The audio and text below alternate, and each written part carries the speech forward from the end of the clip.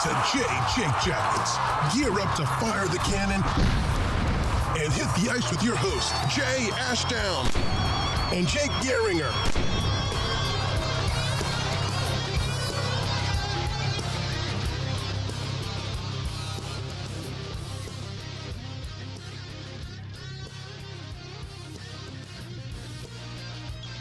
All right, here we are, first episode hype. What's going on? What's up, baby? How you doing?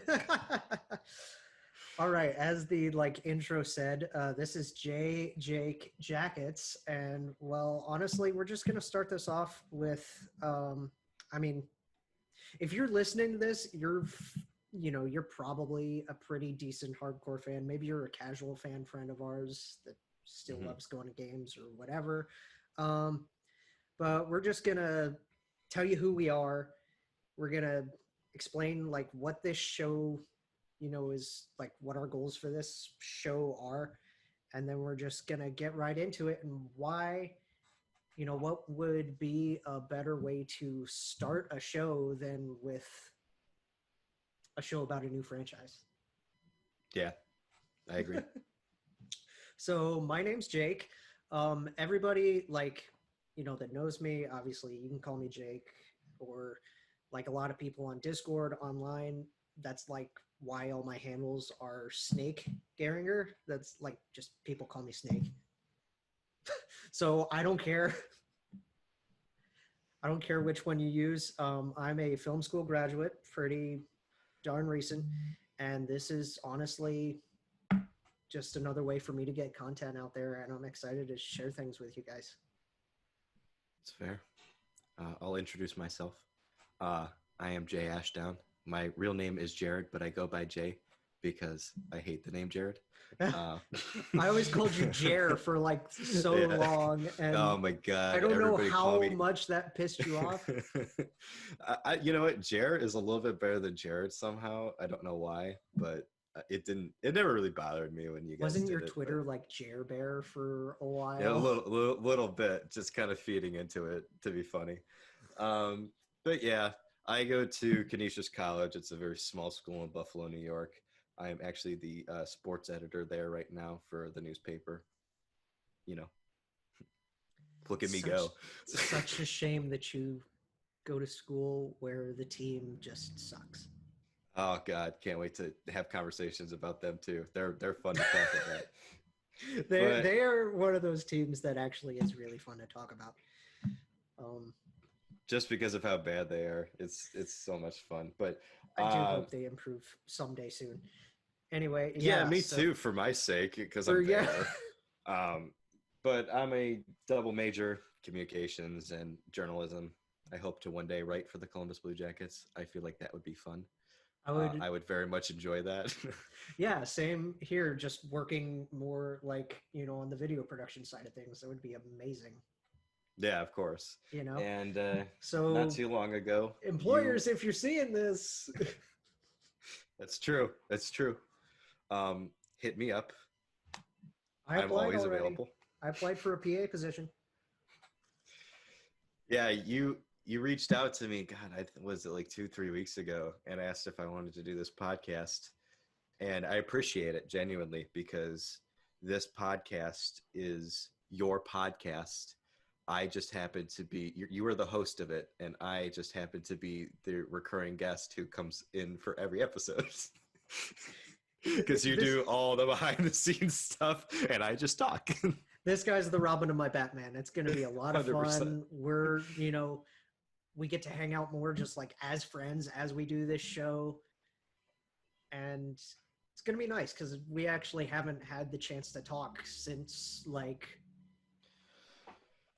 years, man. Because God, well, probably since I started going to college, because I, left right, because Ohio. You couldn't go to games.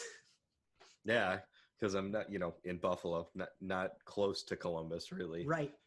It's not a terrible drive, but I'm not going to make it all the time. So, no. Meanwhile, I live just about an hour out. Lucky. And it's nicer. But at least I buy the Sabres because tickets are so freaking cheap. That's the amazing thing about it. That's true. Anyway, okay. So this show, obviously, it's gonna be NHL news with like a Blue Jackets fan tinge.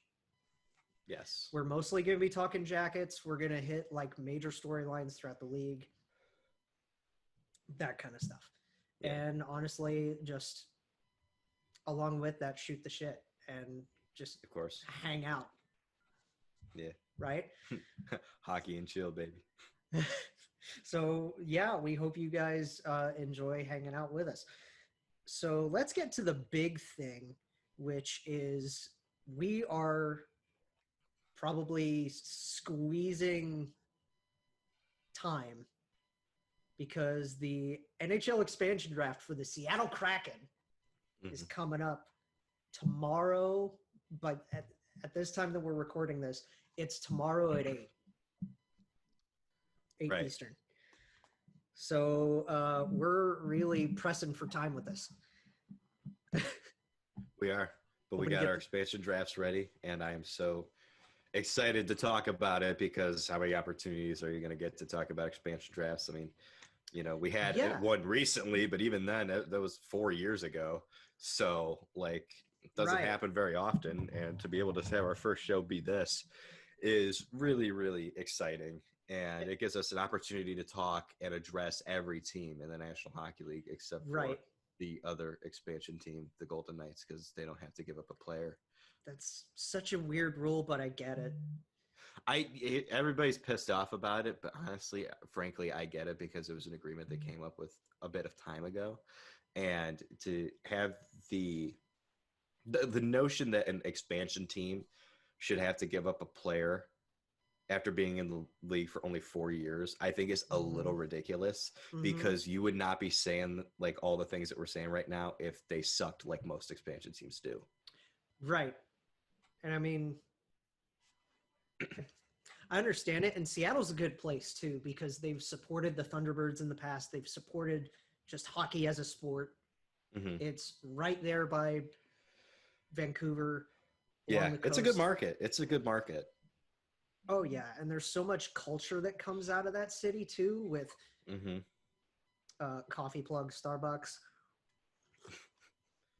and, you know, grunge and everything. That's one thing. Okay, I'm just going to vent here. I'm surprised Dave Grohl's not one of the celebrities that's going to be doing reveals.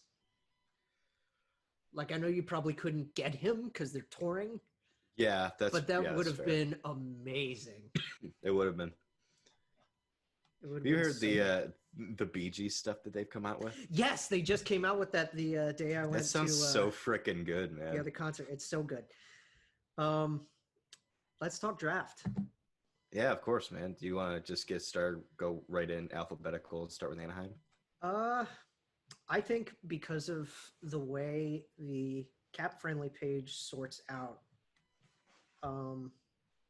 we should just explain our forwards, explain our defense, and explain our goalies. Just because. Sure. Okay. Yeah, that's fine. They sort it by position, so I think that's, yeah. I was more so going like hitting like the draft team thing and just kind of going like down the list because it keeps that saved. But either one works. Doesn't matter to me. I mean, I published mine, so that's what I'm looking at. Oh, I gotcha. I'm still in like the settings thing for it. I published mine. You want to go first? Go for it. Sure. I'll start. Honestly, I'm going to start with goalies. You're going to work our way up. All right. Because I think goaltending is one of the biggest debates in this draft. And it actually allows me to talk. Yes, and I was terrible, and I'm okay with that. I knew I did not have a future in any sort of hockey league. I just enjoyed the time that I spent on the ice because hockey is fun. You should learn from David Ayers. Yeah, I only wish I could be as good as David Ayers. Don't we all? Don't we all? Or Scott Foster. True. Two legends. So let's preface this again, and I hate circling back so much. But we're doing this because, one, it's fun. Two, it's a brand new team. And three, I think it's a good way to not only get interest in the show, but also get to like explain the sport and how the league works to the most casual of new fans and even current fans that like could get interest piqued in this kind of stuff. Even the hardcore fans who sometimes get confused by the salary cap because sometimes I don't even understand it. Same here. We're not GMs. We're not supposed to. Yeah, exactly. So I'll go up from like the top and what my stats are for my team. I have 15 forwards. I have 10 defensemen. I have 5 goalies. As my do I. cap hit is $74.4 million. That's a tight. Now, because the max cap hit is 81.5. Yes. But the interesting thing for my team would be the RFAs and then the one UFA that I have. The one UFA I have is an easy one, and I said I'm going to start with goalie, so I'm going to start with the UFA, Chris Drieger. I think it's a no-brainer. He's set to sign a 3-year contract with the Seattle Kraken at $3.5 million average annual value. Not bad. It's easy enough. I think he's a guy who could be a starting goalie in the NHL if he gets that opportunity, but I don't have him being a starting goalie with the Seattle Kraken immediately, but I'm going to get into that in a little bit. The 3 other goalies I have drafted for them, all young, to give them some assets. I took Vitek Vanacek from the Washington Capitals. Okay. I took Kaapo Kakkonen from the Minnesota Wild. Okay. And I took Joey Decord from the Ottawa Senators. I'm a big Joey Decord guy. Loved him at Arizona State. And I actually got the chance to see his first NHL start in Buffalo. It wasn't very good, but still. That's fun, though. He kind of got peppered. But, the Senators aren't very good. At least they weren't at that point. I think that they actually have a chance to get better over the next couple of years. They have a really good young core to build around, which is nice. Anyway. Now, the starting goalie. Yes. And this has been the biggest debate. This has been all if you're thinking who I'm thinking, this has been all over everybody, and everybody's freaking out. And I'm going to explain myself in this. Carey Price has been exposed. Yes. Okay. Carey Price. This is one thing that bothers me about fans in general. And I'm just going to lay this out there. You're going to hear this a lot from me on this podcast, and because this is something that I think fans sometimes forget, is multiple statements can be true at the same time. Okay. Yes. Let me give you some statements here. Carey Price at one point in his career was one of the best goalies in the world, if not the best. Carey Price is incredibly marketable. People love him. Carey Price just came off of a playoff run, his first run to the Stanley Cup final, where he very, very much carried the 18th best team in the league. He was unbelievable. He was not the problem like a lot of people. God, no, absolutely not the problem at all. He was the solution for much of the playoffs. And he's, you know what? He's a great goalie, and he's going to be a Hall of Famer. And having the opportunity to draft a goalie like that, a player like that has that reputation, is something that's going to interest an expansion team like Seattle. Here are other statements that are also true. He has been mediocre or pedestrian in 3 of the last 4 seasons that he has been with the Montreal Canadiens. Yeah. He is 30. He's going to be 34 years old by the time the next season starts. Yes. He is making $10.5 million. Don't we all wish? Yeah. And the term isn't great either for a goalie who is obviously declining. And the big question has been, do you select Carey Price or not if you're the Seattle Kraken, since he is available, even though you know he's got a huge cap hit? You know he's going to be 34. You know that he's also had injury problems in the past, and he has a surgery that he needs to get to, so he might not be ready at the beginning of the season. That There's just came out. A lot out of reasons. Yeah. Sorry to interrupt you, but that did just come out like what, a day ago? that he Yeah, a day probably or two needs ago. knee surgery. Yeah. So thinking about this, there are many reasons to select Carey Price. Mm-hmm. There are many reasons to not select Carey Price. And I'm going to go over some stats with you. Okay? Because Well, I think this is interesting. Okay, but make it fast, and then we got to get to your D and your forwards, I and will. then we'll get to mine. Career save percentages. I'm going to give you two goalies. Okay? Now, one goalie has started 396 games in his NHL career, but he's got a 921 save percentage and a 232 goals against average. Carey Price has started 695 games in his career. So it's larger sample size, obviously, but the other one isn't small. Carey Price is a 917 and a 250. Okay. Now let's go to the 2017-18 season. We're comparing these two goalies. Carey Price in 48 starts had a 900 save percentage and a 311 goals against average. This other goalie had a 916 and a 249. Let's go to 2018-19.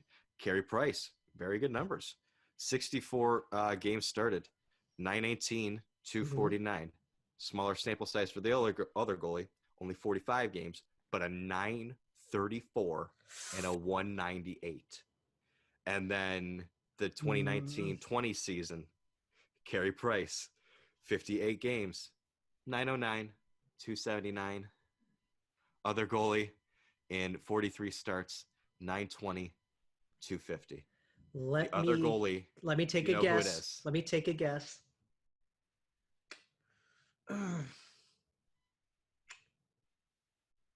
It's not Jake Allen, is it?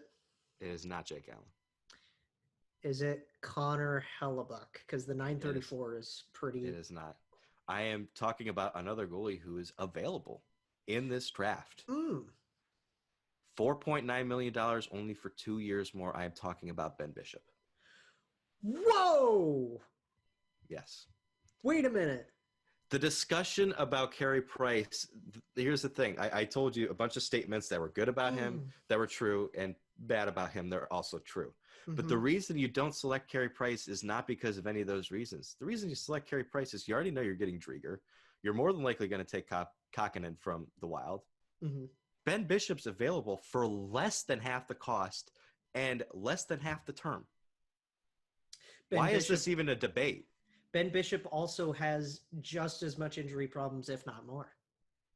He does have injury problems, but that's also a reason that you have Chris Drieger under contract. And that's why I think it's important. That's Chris Drieger is the perfect guy to tandem. Because if Ben Bishop goes down, you've got Chris Drieger. I think he can fill the starting role. And here's the other. Let's say you get Ben Bishop, and he's injury prone. Over the next 2 years with Seattle Kraken, he starts 40 games. He is that injury prone. Okay. Yes. And let's say, for the sake of argument, that Chris Drieger cannot be a starting goaltender in the National Hockey League. Let's say his numbers are bad. He just can't do it. He's a backup. Well, by the time that's over, you still, in this draft from me, you still got Vitek Vanacek, Kaapo Kakkonen, and Joey Daccord in your system. You have guys that have the potential to fill that role.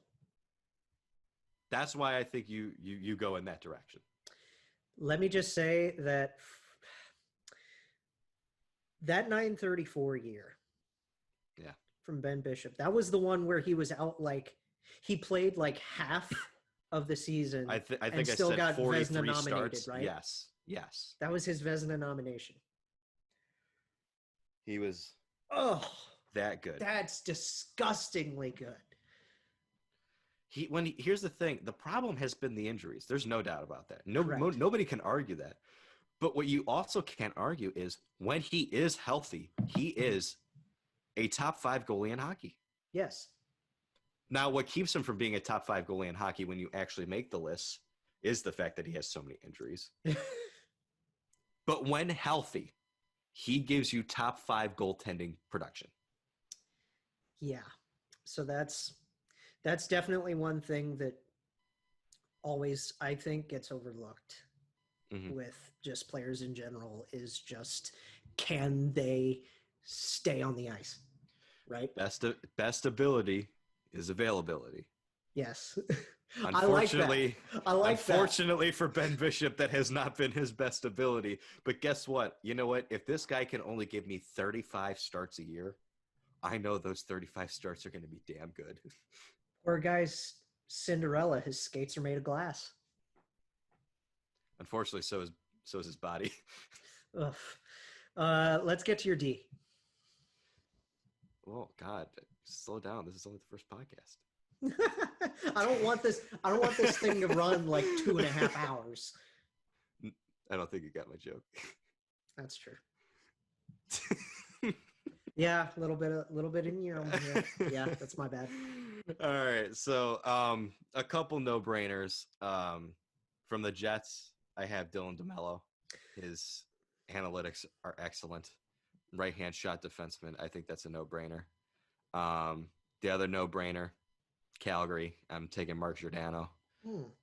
Because let me tell you, I mean, you know, that guy, if you want to have a captain your first year, he can absolutely be it. If not, if you're good, you keep him. If you're bad, he's easy to move at the deadline. Put an A You're on an his expansion chest. team. Put an A on his chest if you want to. I mean, 6.75 is his cap hit. And even if he's just okay next year, I mean, I'm sure you can retain half of that at the deadline if you want to move him and still get some decent assets for him. If you're bored by this financial talk, trust me, we're going to try to make this as interesting as we can. Yes. Some of the more difficult ones, Oscar Klefbom from the Oilers, solely because of the injury. That's a tough one. That's a tough one. But, God, I mean, when he's healthy, he's the best player available on the Edmonton Oilers. And I don't think he's going to play next year. He's not. And you can deal with that because, I mean, you're going to be selecting other defensemen as well. You can deal with it, putting him on LTIR and hoping that he can come back the following year and be a staple on your defense.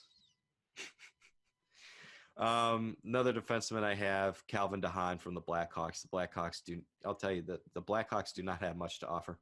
So it's such a shame because they are my second team that I cheer for. Like, I heavily cheer for Columbus. I heavily cheer for Chicago, right? Mm-hmm. Right. In terms of having a team in the East, having a team in the West. And the big reason why I cheer for Chicago is my aunt's a big fan, right? So she brought that over. I feel really bad just because they don't have that much anymore. I don't feel too bad. They got 3 cups out of it. I mean, sure, but at the same time, it's like I know people and teams and organizations, they go through these roller coaster hills and valleys, but this feels weird after that huge dynastic run, you know? Oh, 100%. From the Flyers, I selected Justin Braun. Yeah, there was some interesting decisions potentially to be made with the Flyers. It was a tough one. He was a good shark. Yeah, he was. Voracek's, God, the cap hit and the term is just too much for me to just take on. And frankly, I do like Shane Gostisbehere. I know that he's not the most responsible in his own end defensively, but I think he can run power play. I was interested. Like, I know he's a defenseman, 100%. but you don't. Yes. You have to put him in a good role that he can succeed just doing what he is good at. Offensive defensemen and Rovers exist for a reason. Absolutely. And I was interested in maybe picking him. The problem is at 4.5, his value hasn't been high lately. I feel like that's a move you make later down the line. What if they put an asset along with it to make it work for where you get Shane Gostisbehere? So I'm not going to select any players that I could get essentially for free in a trade. You know what I mean? Yes. You know what image just popped in my head? What image? Put Jake in the gritty suit, and then he can take off the head and nobody would notice. He's that scraggly. Yeah. And I'm still sad that he's a Flyer. Like, I know it's been like over a decade, but I'm still like, God, that Jeff Carter trade, man. Ugh. Ugh. Ugh. And now he's on the Dirty Birds, which Yep. yuck. Other defensemen I have, just to get through this really quickly. Yes. So I just named all like the older defensemen who have a lot of experience. The other defensemen I took Brendan Goalie from the Ducks. I took Will Borgen from the Sabres. They didn't have much to offer. No. Jake Bean from the Hurricanes. That's interesting. I took Dennis Cholowski from the Red Wings. And lastly, I did not do the Tampa Bay Lightning any favors. I took Cal Foote. Okay. Do your forwards. Just run through those really quick, and then we'll get into mine. I'll just run the names, and then we'll discuss compare and contrast. All right, so I'll go through some of my immediate RFAs. I took Nick Merkley from the Devils, Cole Lind from the Canucks, Okay. Ryan Donato from the Sharks, Nick Ritchie from the Bruins, Okay. Zach Aston Reese from the Penguins. Now, a couple players who are going to be RFAs, but not immediately. Julian Gauthier from the Rangers, Christian Fischer from the Coyotes, Brendan Lemieux from the Kings, Jared McCann from the Maple Leafs. Which, honestly, I don't know how that's going to turn out because they just got him, and it's like you expose him right away. That's weird to me. It's weird, but, I mean, it does keep them Alexander Kerfoot. Frankly, I like both players, but I chose McCann because I feel like he's more naturally a center. Yeah. Even though they both can play center and wing, and the other thing is he's a little bit cheaper. That's true. Other forwards I took, a couple of guys that are going to be a UFA after this next season. I took Max Domi. I know that it's unlikely that Seattle will take him, apparently. And Kelly Yarncroke are two guys that I like. I like Domi, though, and it's just such a shame. It is. The other forwards I took, JT Compher from the Avs. I took Jordan Eberle from the Islanders. Okay. And the last two, I took Drouin from Montreal. And then I'm sorry, I just can't pass up on Vladimir Tarasenko. Okay. All right. Awesome. That, honestly, that's a good. Okay. Let's get to mine. And honestly, let's go. Okay. This is going to sound cheesy, but with my Be a Pros in the NHL video game franchise, I love center. Right? Yeah. So I always just if I could skate, if I could play, even without medical issues, which is something that's completely different and I'm not going to get into publicly. Right. I would have loved to have played center, Yeah. Just absolutely loved it. So I'm going to go forwards first, and I'm going to go down. Okay. Yeah. So I have – this is going to sound – actually, yeah, I'll do what you did. So obviously, like I said, my breakdown is 15 forwards, 10D, 5 Gs. Same thing. My hit is a lot higher at 79.46. Wow, you just snuck it in there. Yeah. So yeah, just a bit over 2 million left in space. And mine is also, I've got a lot of UFAs sprinkled in here, which is kind of tough. Right. But the first one is not a UFA for a very, very, very, very long time. And that is, I want to see Ron Francis eat Jeff Skinner out of Buffalo. You have him taking Jeff Skinner? I feel like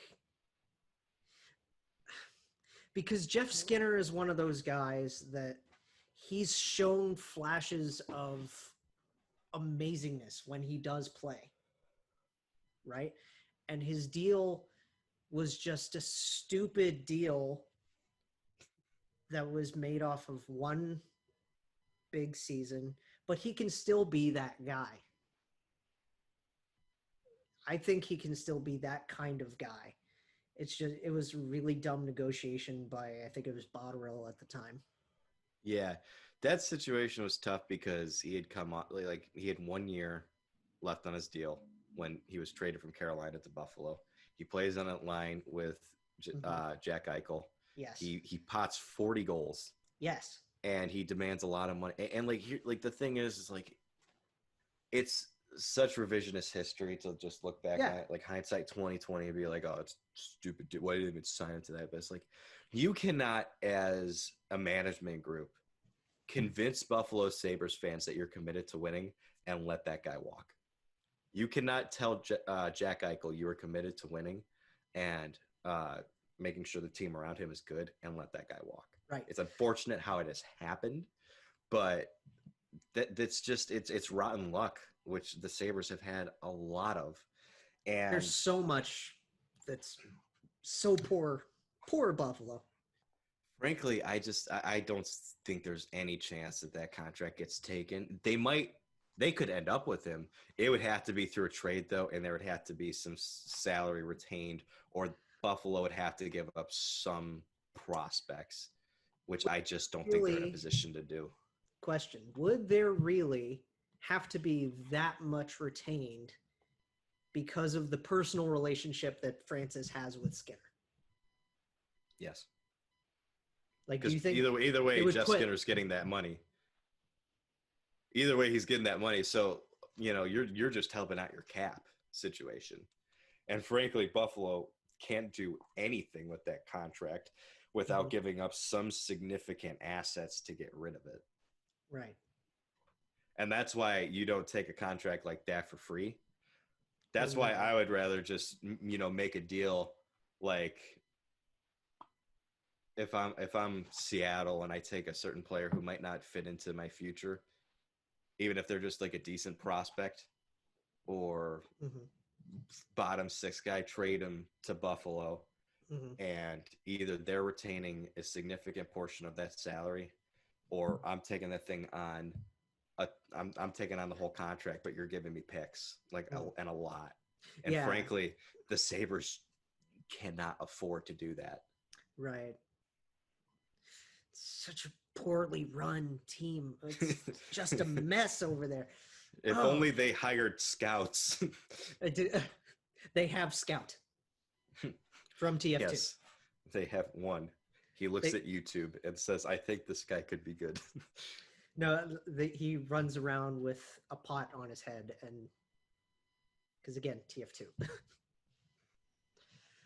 TF2. Okay, so yeah, I have Skinner, and then I'm just gonna quickly kind of run through this, and then we can get into the meat and potatoes of it. I also have Tarasenko. Yeah. Because, like I said, max chaos. I have Adam Henrique out of Anaheim. I have them taking Domi. I have them taking Donskoy from Colorado. Okay. Yeah. I have them taking Chris Tierney out of Ottawa. I have them taking Kerfoot and Rocco Grimaldi from Nashville. Okay. Panik out of New York, even though he just went there. Well, not even went there, but he just got his rights traded over there. I have them taking Appleton out of Winnipeg, Devon Shore out of Edmonton, Tanner Caro out of Dallas, Sam Lafferty out of Pittsburgh, Carl Grundstrom out of Los Angeles. And then here's the one that we can dive deep into real quick before I get into the other positions. Barclay Goodrow out of New York. You're just giving the middle finger to the Rangers, aren't you? Why did this guy, this signing completely ruined mine? It completely ruined my draft for one team. Right. It'd be funny. The problem is you're going to lose him for nothing. Yeah. Unless you want to sign him to that hilarious contract. Do you like a sign and trade? If like That'd be interesting because like they already traded a 7th-round pick for them. Are the Rangers just gonna like throw their hands in the air and just be like, you know what, screw it? Like, we're Yeah. done. That would be the funniest thing for them to give up a 7th-round pick to get this guy, and they just don't even get him, not because they didn't sign him, but because he was picked in the expansion draft. Right. I think it would be a good thing for Seattle still, because this guy just came off of back-to-back cups. He was on a third line with guys that still have potential to still be like middle six guys. You could play him up on your second line. Because remember, Coleman was playing like even first line minutes in New Jersey. And then Yanni Gourde. I like Blake Coleman a lot. I love Blake Coleman. I'm a big Blake. So unfortunately, I think he is going to be signing in Dallas, since he is from Texas. We'll talk about that and they just point. traded Jason Dickinson, so it makes That's true. sense for them to replace him. But we can move on from that. Well, yeah, we'll talk about that in a later episode, I guess. And then Yanni Gourde is such a good player. He is.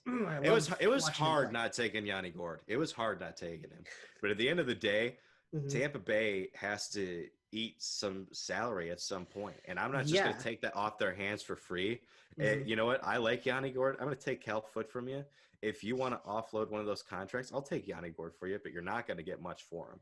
Yeah, pull a George McPhee and be like, hey, give us this guy too. Yeah. Right? Like what they did with Marchessault Smith.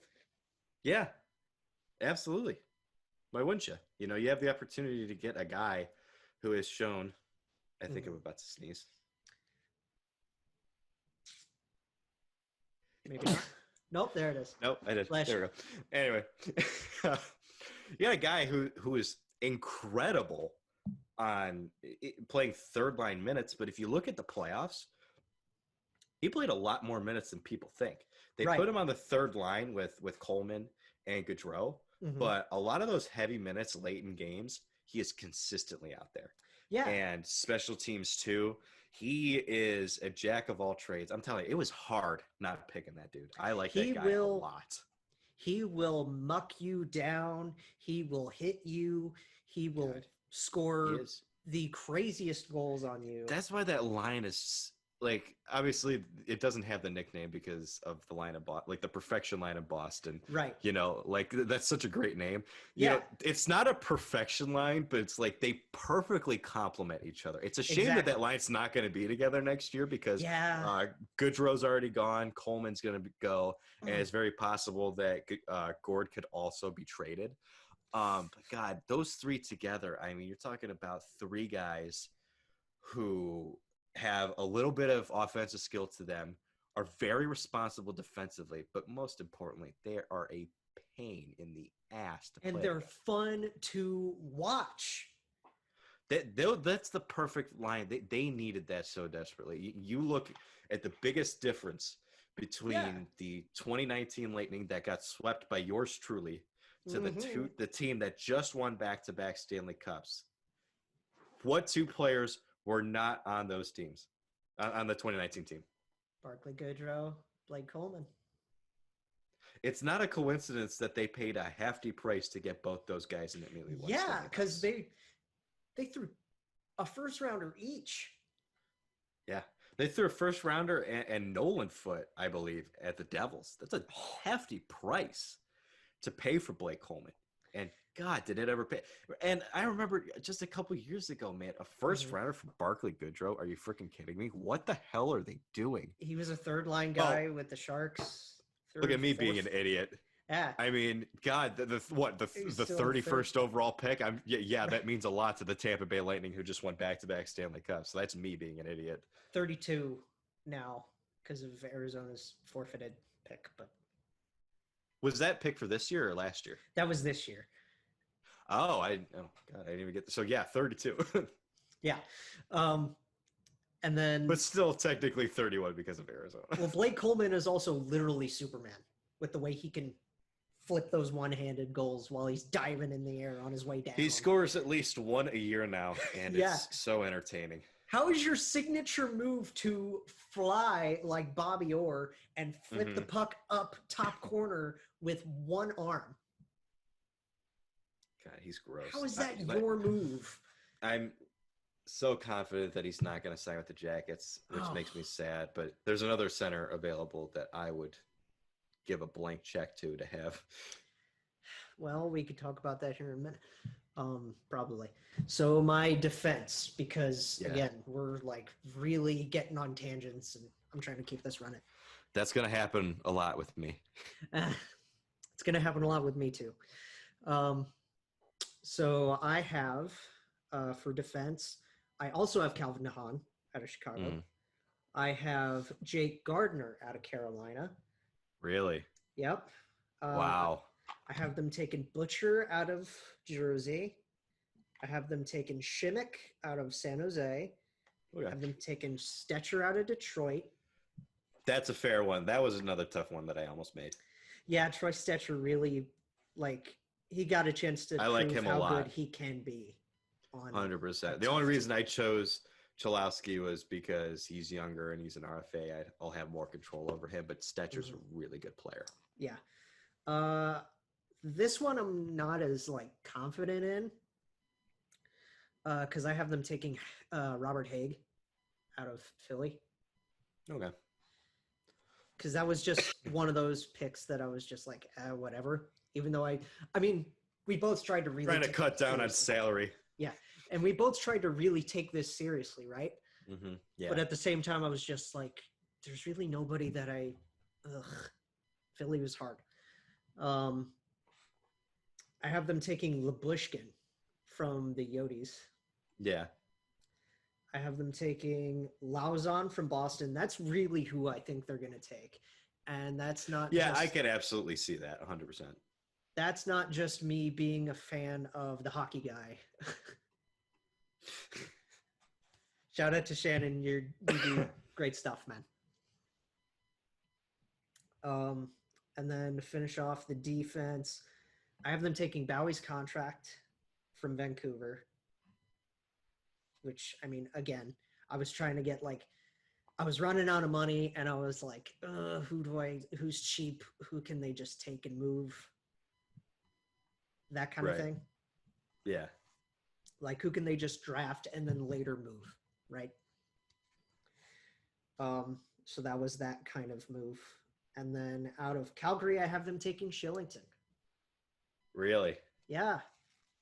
Younger guy is really skilled. And I think with the way the sport is moving, and we'll get into this after our draft discussion, in terms of diversity, trying to include more people of different races and creeds and identities and all these different things, which again, we'll get to that story in a minute. Yeah. But getting a lot of diverse kind of players into a new market can really help grow not just your fan base, but the game in general. Yeah. I don't mind that pick at all. Yeah. So definitely, and Shillington's got the potential to still be a top 4 guy, right? And he has been a top 4 guy. At times. I think he struggled a little bit this last year, but who didn't? The talent is there. And who knows? Maybe the change of scenery, put him in Seattle. Yeah. Maybe he takes off. You never know with some of these guys. I mean, we saw that happen with several players in Vegas, so I don't mind that pick. Who didn't, other than guys like McDavid and Ovechkin and Matthews and Sid, guys that you would expect to do well. Dry, Yeah. Outside of those cream of the crop players who didn't have a tough time this year. Right? Fair. Okay, so my goalies. I have Drieger, same as you. Mm-hmm. Kakinen, same as you. Because I was I was kind of struggling with Minnesota. because I was like, do they really want a guy like Victor Rask? You know what I mean? Yeah. Didn't they not protect Zook, or did they protect Zuccarello? I believe they protected him. Okay. I believe they gave him a no movement clause. So I believe they had to. I have them taking Fukale. I believe that's Washington. Yes, it is. Oh, wow. Okay. And that was just like, a depth move, like Cheap depth. Yeah, I get that. cheap, bury him, whatever, that kind of thing. Same with the Lightning. I had them taking Spencer Martin, who's, like a prospect goalie. And then Big Fish, Carey Price. So you do have them taking Price. Yes. Did my segment about Ben Bishop change your mind at all? I don't know if it changes my mind, because another thing that I tried to look at was marketability of stars and like storytelling, because again, I'm a film guy. I love storytelling, right? Yeah. So like if you bring a guy like that home, it would be the same if for people who have TJ Oshie in their mock draft, right? Mm-hmm. It's like you bring these guys home and the fan base has a local kid to really dig into. You know what I mean? Yeah. And somebody to just make jersey sales fly right off the shelves immediately. It also kind of like goes into what you said about like diversity for players and stuff like that. Carey Price being an Indigenous person. That I didn't know, but that's fair. Yeah. Yeah. Absolutely. Yeah, that's totally fair. But yeah, those we'll see what happens tomorrow night, but let's release the Kraken. I'm excited. I'm excited too. And since we were just talking about diversity and inclusion in hockey, do you just want to get to our next story? Yes, let's go straight to that. So those of you around hockey Twitter, you obviously saw this yesterday. I saw it was, it's easy for things to trend on Twitter, but the fact that this was trending for as long as it was amazing. Yeah. And there's a whole episode, and I hate just like throwing out references to other shows that we listen to. But 31 Thoughts just did a whole interview with Luke Prokop about his coming out. Mm-hmm. And I think that's really important. It's incredibly important. And I think it's really awesome that this happened, because it's been a long time coming, I think. For sure. With the LGBTQ community and the movements. Inclusion in sports, I think, has been a topic that's, I think some sports have struggled with. Yeah. Unfairly. And unfortunately, no sport really struggles with it more than hockey does. Well, the NFL kind of does, maybe not as much to the degree. Like, we talked about this yesterday, just chit-chatting, comparing this to Carl Nassib. Yes. And one thing that I brought up is I think it's unique that this is a kid who has actually not even played a game in the National Hockey League yet. Right. It's not like this is someone who is established coming out. And you know what? I want to make this clear to everybody. You come out when you feel comfortable with it. Yeah. It's up to you. That's, you need to do what makes you feel comfortable. Right. And I am super proud of this kid that he is able to do it at such a young age. And I just genuinely hope that at some point we can get to a point like we should celebrate him 100% for being able to come out and be brave about this. But at the same time, the goal is also to be able to make sure at some point down the line that this news doesn't matter per se, but it's not a huge story. You come out and everybody's cool with it. It's and not it's great. newsworthy. It's not newsworthy. We want everybody to feel comfortable with it. And unfortunately, we're a far way away from that. But the fact that he was able to do this, I'm super proud of him, and I'm rooting for him. We're behind you, Luke. That's for sure. And that's a thing, I shared it on my Instagram story yesterday. The NHL's post that had his statement on it. And I said in my caption, I was like, I can't wait for the day that, this no longer needs to be a thing that blows up and people can just live the way they want to live. And whether you're a professional athlete or not, let's just let people live, man. It's important. Yeah. Like everybody deserves to be happy, and you deserve to do what makes you happy. Yeah. And if that's being straight, gay, transgender, anything like that, you understand. Anybody who's listening to this, all my friends, no matter what, you'll always have my support. As you will with mine. There's no real way to transition out of that, is there? No. No, not really. But I'm not seeing. Okay, I'm still trying to keep track. The Coyotes just tweeted Suns in 7. Yeah, I'm excited about that game tonight. That's fun. So let's just kind of. Ooh, I'm watching Kraken Fleet. I can't wait for those to go away either. The fleets, who uses those? Yeah, I hate fleets. Those are stupid. It's one of the dumbest things Twitter has ever done.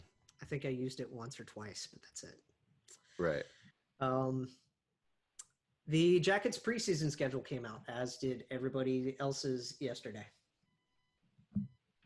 Yeah, we can talk about that. I mean, it's just 4 teams that were playing, once at home and once on the road. It's St. Louis, Pittsburgh, Buffalo, and Detroit. Mm-hmm. And what I like is that we're bookending with Pittsburgh. We're starting in Pittsburgh, and we're ending hosting Pittsburgh. And that's kind of a fun – I always like looking at patterns like that. Yeah. Unfortunately, they're just preseason games, so not much hanging on a rivalry there, but they're still fun. Shit happens. Hockey happens. Yeah. And then we get to see coming back to expansion just a tiny bit. I'm surprised, I love Emil Bemstrom. I'm surprised they exposed him and protected Robinson. Was Bemstrom exposed? Yeah, they didn't protect him. He's not on their list. I thought he was exempt. Oh, if he's exempt, then that's okay. That helps me feel better. Yeah. I'm pretty sure he's exempt because he's only been in the league for 2 years. Yeah, okay. That definitely helps me feel so much better. Because I think Bemmer does a great job wherever he is in the lineup. He's been very on and off. I think he's the kind of guy that needs just more minutes. He needs give him a little bit more. Give him a little bit more of a role. See how he does on the second line. Put him on the wing or put him at center, whichever he feels more comfortable with. I think he could produce. But and he played. He's not great at faceoff, so I feel like you can make him a winger, but naturally center is his position. Because I know Robbie plays both, and doesn't Stenlund play both too? Stenlund plays both, but I think he's becoming a little bit more of a winger. Yeah. Robbie can play center, but he's more naturally a left winger. Okay. So I feel like the only one that we have out of the really versatile players that can do both things that can be a productive center and winger is Max, maybe not for long, and Boone. Honestly. It's just those two guys. It's tough with Boone because Boone's good at faceoffs, but they like him more on the wing. Yeah. And that's why I think I think he's better in transition on the wing. I think that's what I like about how they would 5-on-5. They would play him on the wing, but he's a penalty killing center. Yes, and that's the perfect role that they have him in, and he does that to a T. Oh yeah, He's great to have. As far as Max is concerned, if he doesn't get taken, which it sounds like he actually might not get taken, which I hope is the case. The problem with Max, and this is again one of those. Max. Like I've loved him ever since he was in Arizona. Yeah, I liked him too. Really fun player. This is like one of the things I was talking about earlier, like how people talk about things in hindsight. Is people talking about like Max and like, oh, he was supposed to be the number one center, and it just didn't work out. He was playing wing for. He was playing 2-3 wing. And so sometimes he was playing 4 wing, which was just embarrassing. But people were talking about it like we acquired this guy to be our number one center, and it was just a major bust. Yet failed to realize we acquired him to be our number 2 center behind Pierre-Luc Dubois, and that got completely blown up when PLD requested a trade, and we traded him for Roslovic and Line. Now, I still think we won that, like, short term right now, even though Patty didn't have the best year and Columbus didn't have the best year. Technically, I still think we won that trade because I think production-wise, Jack was as good as he was. Yeah. There's something there with Jack. He might be our best center, frankly. And it's nice to have, again, talking about local guys, right? Having that guy be your top center for a throwaway year. Yeah. I think Jack Roslovic is very talented. Yes. Max Domi is very talented. Yes. I think both of those guys are offensively skilled. I think they're both perfect for your middle six. I think you have Max as your third line center. He could produce there. I think Roslovic is a really good second line center. I don't think either of those guys. Okay. I don't think either of those guys are number one, like true number one centers. Right. They're not Eichels. They're not Austins. They're not. But you don't even need one of those, to be honest. Right. There is a guy I think you can make your number one center. Who is it? Please, if you are listening, Columbus Blue Jackets, which I know you're not, Yarmo, please. Throw a blank check at Philip Deneau. Phil Deneau. God, put him on that first line, man. He's good. He's good offensively. He's effective offensively. And as good as he is offensively, he's twice as good defensively. He is shut down. I was not expecting Phil Deneau. I was not expecting that. I love that guy. I love him. I would do anything to have that guy on my hockey team. Well, so would I, because he does everything. Sure, he's a better Blake Coleman.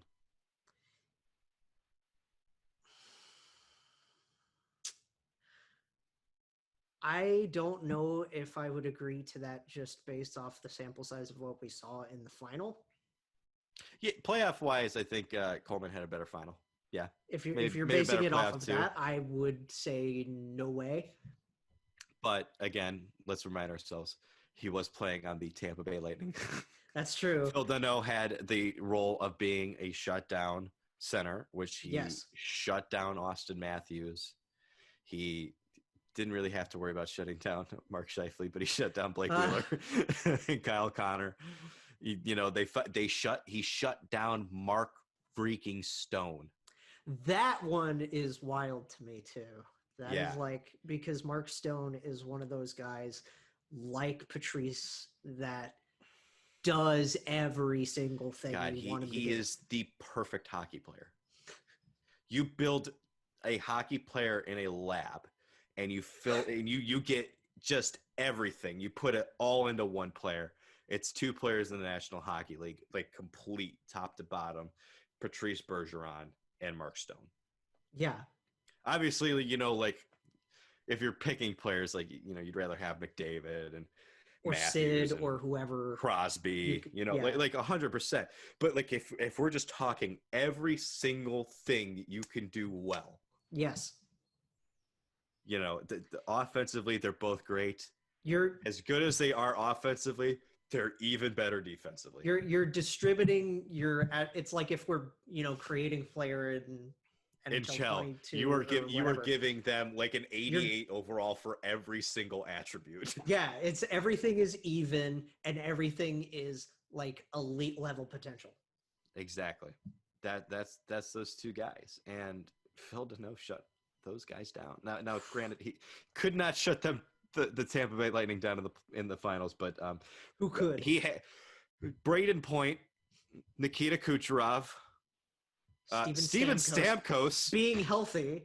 and God, I mean, Blake Coleman was good. Yanni Gord, hell, even Tyler Johnson had a good final. God, they're loaded.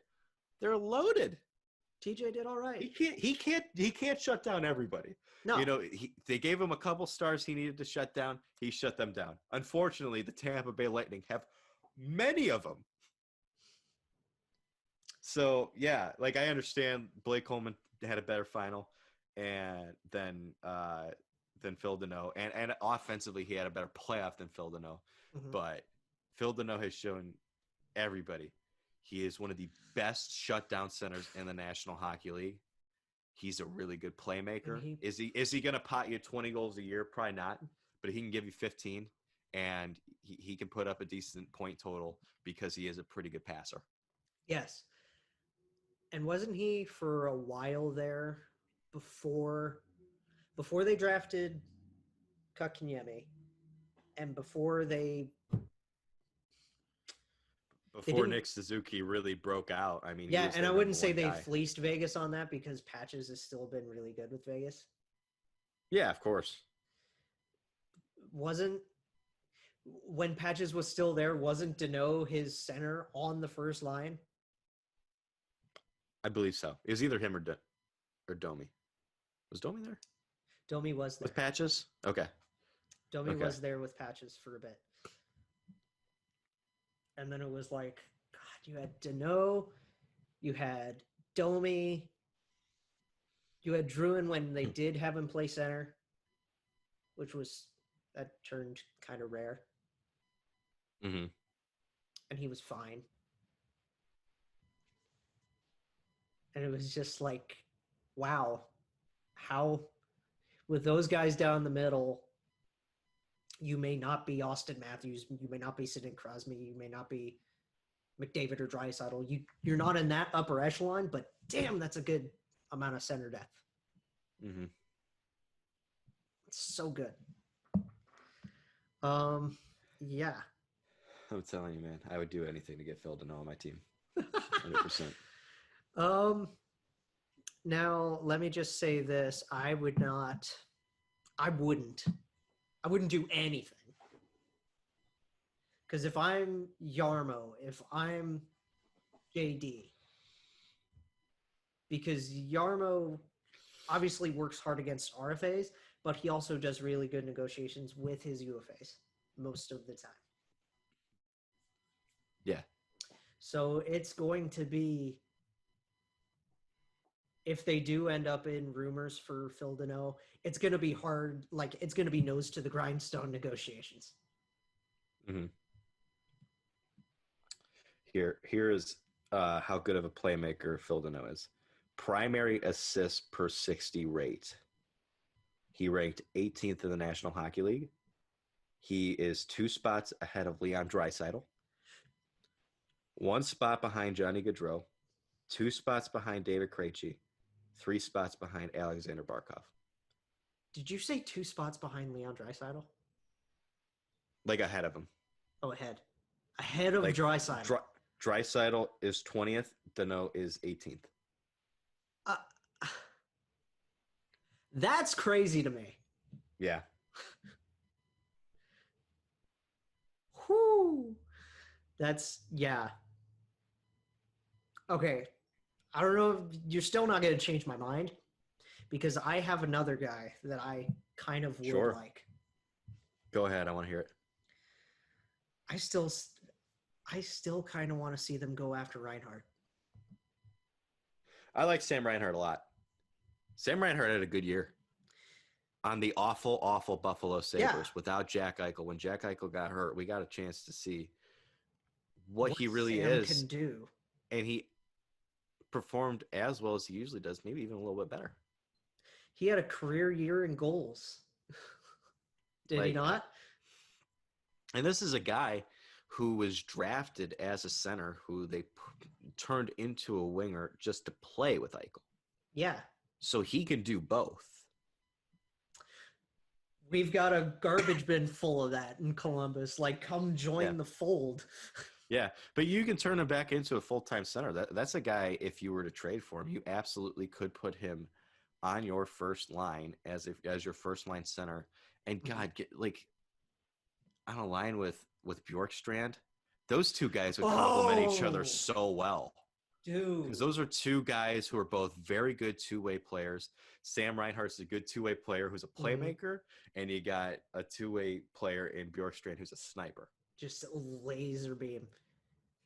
I think those two would work well together. You could determine if you want to put Line on that line. Put Patty up there. Hell yeah. Yeah. Dude, Line Reinhardt, Bjorkstrand. Would be a really good line. Does that not sound amazing? Now, what do you have to do to get him?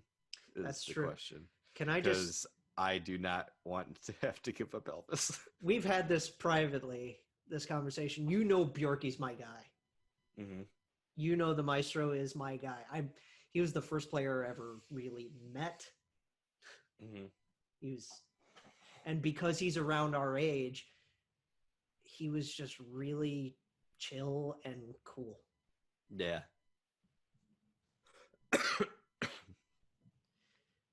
As far as what I would give up for Sam Reinhart,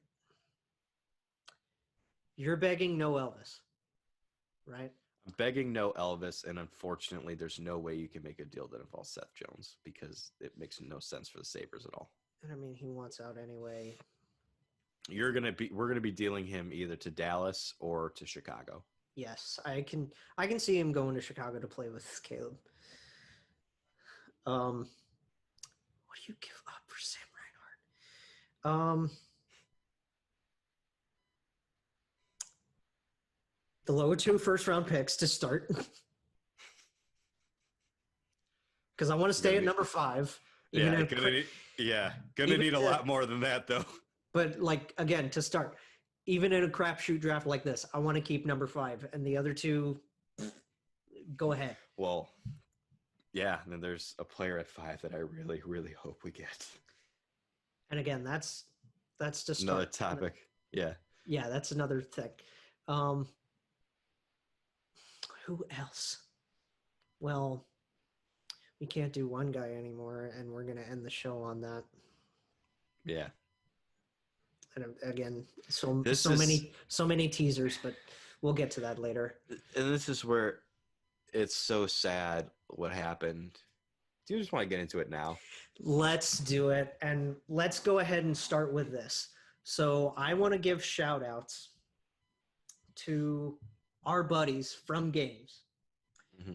I want to give a shout out to Jordan and Warren and Kyle and the artillery guys. You can go follow them at the CBG Artillery. You probably already are.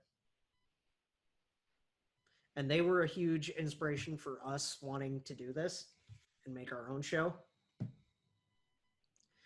And then I also want to give a huge, huge shout out to Matt Pfeffer, who was an original artillery guy who now runs 614hockey.com. And 614 Hockey is this local brand. They're a local clothing brand. They've done all sorts of other like graphic design kind of stuff for people. And Matt's been super successful with it. Mm-hmm. And it's great. And what's really been successful, which one thing is selling product and the other thing is, paying homage, right? Yeah. The Kivy Forever collection that came out not long after Matiss Kivlenieks passed. I got him that time. Yep, you I did. got the pronunciation that time. It's a great collection. I'm still going back and forth on what I want to get from it because I don't have any 614 gear yet. I'm sorry, but I do want to start with getting this because if you buy something from the Kivy Forever collection, part of that's going to go to the Matiss Kivlenieks Memorial Foundation. And everybody's matching, like all of the sales are going to match up to $80,000. 80,000 for His number 80. Yeah. So please, if you have the funds, if you want some cool gear, if you just want to, pay in, even if it's just $1. Yeah. Donate And to even that if- foundation. Yeah. And even if you don't have the funds, recommend it to someone else who might. Oh yeah. Just spread the word. It's Yeah. a big thing. They do great work. And honestly, all of those guys, Jordan, Matt, Mhm. Jim from the old Boone's Goons, you remember that? Oh yeah. Dennis too. I know he dropped that Yep. completely. But it's like, Always going to give some love to Dennis Kelly on this podcast. oh yeah. Much love to Den. And just please go support those guys. And I miss you guys. I miss when we all used to come down and the cannon would be just flooded with people and we would all get to hang around and take group pictures. And it just. And then I went to college. I was the glue holding it together. And Dennis moved to Florida. Yeah. Oh god, that was a sad day. But I'm happy he's back. But just yeah, on Matiss, I miss real those group quick. pictures. Yeah. I miss those were getting to always see fun. everybody and take pictures and stuff. But on Matiss, I was actually incredibly blessed being in Buffalo. Anytime the Blue Jackets come to town, I get to see them. Right. Because tickets are cheap. Yes. And I had the opportunity to see 2 games within weeks of each other. Like I think 2 games within 12 days of each other I'm checking in for breaking Buffalo. stuff. I'm sorry. Yeah, you're fine. Nothing's- Sabres, Blue Jackets, and both games, the starting goalie was Matiss. So I had 2 chances to see him play live. I was impressed by the kid, and I was genuinely excited for the kid because we knew that this was going to be a big off season, and we were going to have the opportunity to see which guy is going to be the guy moving forward. Is it going to be Jonas? Is it going to be Elvis? And Matiss was, no matter what, going to be the shoe-in to be the backup once you Gonna get moved. step in and And unfortunately, the plans have obviously changed, but it's so sad. Everything, like, I never got the chance to meet him. I don't know him personally, but everything that we've heard, just such a wonderful man who's such a bright person with a great smile and always put everybody in a better mood. And year or 2 older sad. than us. Yeah. Like, how sad is that? It's sad as hell, man. I mean, it's crazy. Super, and then, of course, way too- we would be remiss if we didn't talk about the fact that he was a hero in saving Elvis and his wife and their baby that's on the way. Yeah, his story. I never got to catch the live stream of the memorial, but the jokes from Legacy. Yeah. The little lighthearted thing from Legacy was great to help lift the mood a bit. Yeah, of course. And then going back down after hearing Elvis's story. Matiss saved not just them, but a total of 50 people. Yeah. How literally only someone who has that good a heart would be able and willing to put their life on the line like that. Only a goalie. Only, only a goalie. His last save was a beauty, That's and it was the biggest one of his life. that's wasn't that exactly what Elvis's wife said? Yeah. He made one last save, and it was yeah. Um. Yeah. So please, if you can't get 614 hockey gear under Kivy Forever, like please, I recommend all their gear, but this one's really important.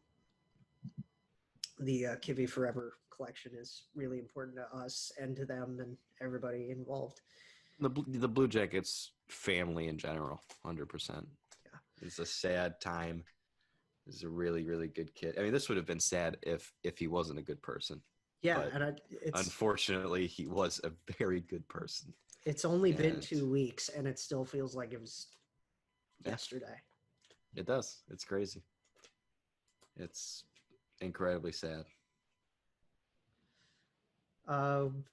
And just as fans, we're all going to miss you. Yeah. And we're not going to forget him. Never. And I'm never going to forget the 2 opportunities I had. He only played in 8 games in the National Hockey League. I got to see a quarter of them. And I didn't get to see a single one. And I feel blessed, man. I feel blessed. He didn't have much time in the NHL, but no. I got to see it, and I'm happy to be able to have that. I'm getting all choked up. I'm sorry. You're good. I hope that the team at least not only does something with like the uniform, if they put like an 80 on the back of the helmet. They could do an 80 patch. Or patch, yeah. Something like that to materialize it. But they also need to take that and use it as a rallying cry to do well this year. Yeah. It's unfortunate, but on the actual hockey side of it, it does change what your plans for the future are. Obviously, you still have Jonas and all this now. That could very well be the case starting the season, which nobody thought beforehand. And this is a team that did not have a good season. It was rough. There's a reason you're picking 5th overall. Yeah. But they had made the playoffs, the 4 years prior to it. They've been one of the more consistent teams in the National Hockey Leagues the 4 years prior to last season. So Tortorella has a shelf life. He does, unfortunately. But, his time in Columbus was good, and I'm appreciative of it. The best years. Mm-hmm. The best stretch of years. The best stretch of years in franchise history came with Torts. Now Brad Larsen's the coach, for better or for worse. We'll see. I hope it's for better. We'll see. I hope it's for better. I'm not too optimistic. And it's nothing against Larson, who seems like a very good person. Maybe he is a good coach, and maybe just running the power play wasn't something he was supposed to do. So I'm going to give him that benefit of the doubt, and I'm going to hope that he succeeds. He was, and his record was pretty good. Yeah. So maybe he was just in the wrong role, and maybe that's on Torts. Yeah. So I'm gonna give him a chance, and the fan base should as well. And I hope that he succeeds, because if he succeeds, the happier I am. But going into this season, man, there's a lot of question marks, and this is an incredibly unfortunate tragedy. But if he sometimes in the face of tragedy, we've seen teams rise. Yeah. There's certainly different circumstances, but you think about Vegas after the shooting, their first freaking year in the National Hockey League, went to the Stanley Cup final.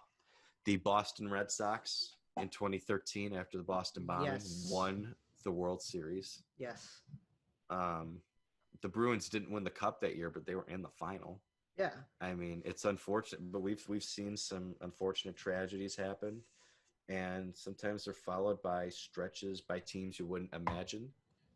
Like going into that season, nobody in the world would have thought the Boston Red Sox would have won the World Series. It's one of the worst lineups to ever win a World Series. And it's not like, this is just sports. This is more than that. Oh, 100%. we'll see how it goes. It's unfortunate because it's a really sad thing, and not only is it really sad that we lost such a good young man, on top of that, we now have to kind of shift and focus on how it changes things. 'Cause it Yeah. changes a lot. If Brad Larson can turn into our what the hell, Sheldon Keefe, right? Because that's So we're gonna lose in the first round. well, maybe not that. Maybe a better Sheldon Keefe. Like you get where I'm going. I think. Because he was, he was a head coach in the AHL team. They brought him up. He was an assistant, and then eventually head coach. Right? Yeah, that's true. So, in terms of path on how to get into that head coaching spot, Mike Sullivan? Very similar. Sullivan, yes. Mike Sullivan. That's another one. If Brad Larson can pull moves like these guys and coach like these guys and have success, let's go. Fire the cannon up. Let's go. Exactly. That's what I'm hoping for. And if not, it's going to be a long season. Hopefully next year's draft is good. Next year should be better. Shane Wright and shit. Yeah. I'm excited about Shane Wright. But yeah, that's I believe that's all we got. Yeah, man. Although wait. Oh, they're talking about like Michael Bunting. Yeah. Oh, okay. Nothing too crazy. Nothing too nuts. But yeah, thank you guys for watching, listening.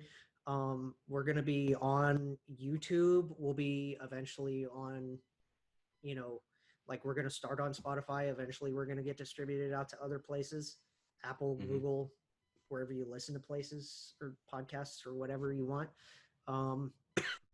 Help us grow this. Yeah. And yeah, let's hope for a really fun off season. We got entry draft coverage coming to you here in a couple of days and a couple other things probably. Let's have some fun with this.